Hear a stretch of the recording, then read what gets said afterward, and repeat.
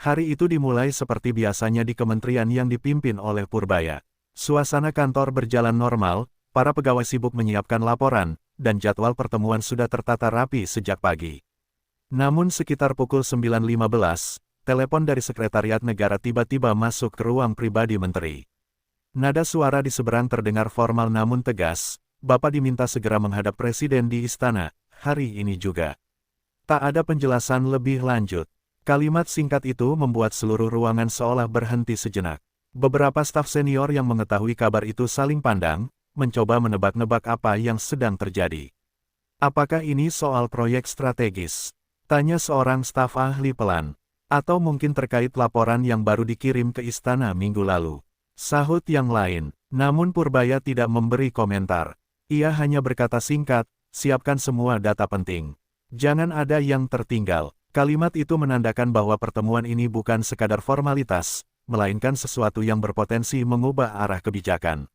Beberapa hari terakhir, memang banyak kabar beredar mengenai ketegangan antara kementeriannya dengan sejumlah pihak yang berkepentingan dalam proyek ekonomi nasional.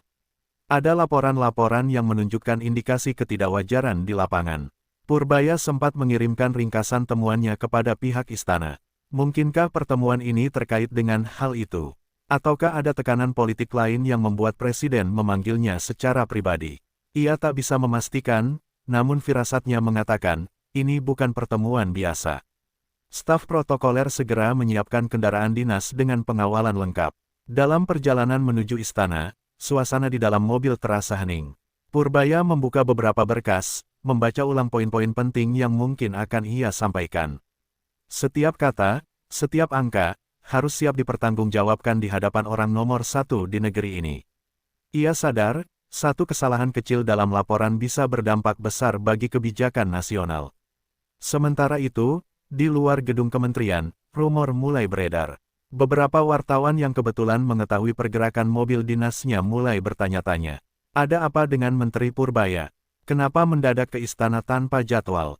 Spekulasi pun bermunculan di media sosial dan ruang redaksi.